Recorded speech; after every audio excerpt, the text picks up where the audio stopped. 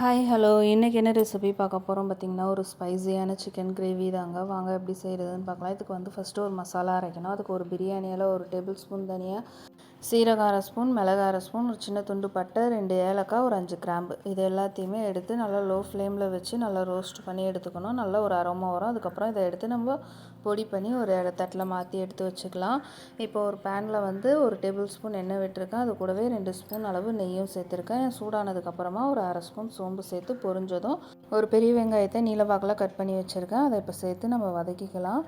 இது லைட்டாக கொஞ்சம் வதங்கினதுக்கப்புறமா இதில் வந்து நம்ம கருவேப்பிலை, ஒரு 2 பச்சை மிளகா வந்து நான் கீரி சேர்த்துருக்கேன். அதையும் சேர்த்துட்டு நல்லா வதக்கி விட்டுறலாம். இது வந்து நல்லா கொஞ்சம் நிறம் மாறி வர வரைக்கும் நம்ம வதக்கி விட்டுறலாம். இது வதங்கினதுக்கப்புறமா இதில் 1 ஸ்பூன் அளவு இஞ்சி பூண்டு பேஸ்ட்டு சேர்த்து அதையும் நல்லா வதக்கிக்கலாம். இஞ்சி பூண்டோட பச்சை வாசனை போனதுக்கப்புறமா இதில் ஒரு 400 கிராம் அளவு நான் சிக்கனை கழுவி வச்சுருக்கேன். அதை சேர்த்துக்கிறேன்.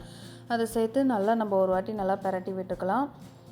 இதில் வந்து நம்ம இப்போ வந்து மஞ்சள்தூள் வந்து ஒரு 1/4 ஸ்பூன் கிட்ட சேர்த்துக்கிறேன். மிளகாத்தூள் வந்து 1 ஸ்பூன் சேர்க்குறேன். நீங்கள் கம்மியாக சேர்த்துக்கோங்க. மிளகாவோட காரத்துக்கு ஏற்ற மாதிரி உங்கள் காரத்துக்கு ஏற்ற மாதிரி நீங்கள் சேர்த்துக்கோங்க. அதுக்கப்புறமா இதை மிக்ஸ் பண்ணிவிட்டு இதில் தேவையான அளவு உப்பு சேர்த்துட்டு தண்ணி கொஞ்சம் ஊற்றி நம்ம வேக வச்சு எடுத்துக்க போகிறோம். இது நடுவில் மூடி போட்டு வச்சு நடுவில் நம்ம கிண்டி விட்டுக்கலாம். இது 50% வெந்ததுக்கப்புறமா இதில் நம்ம என்ன பண்ணுறோம், நம்ம அரைச்சி வச்சோம் இல்லையா அந்த மசாலா வந்து இப்போ இந்த ஸ்டேஜில் சேர்த்துக்கலாம்.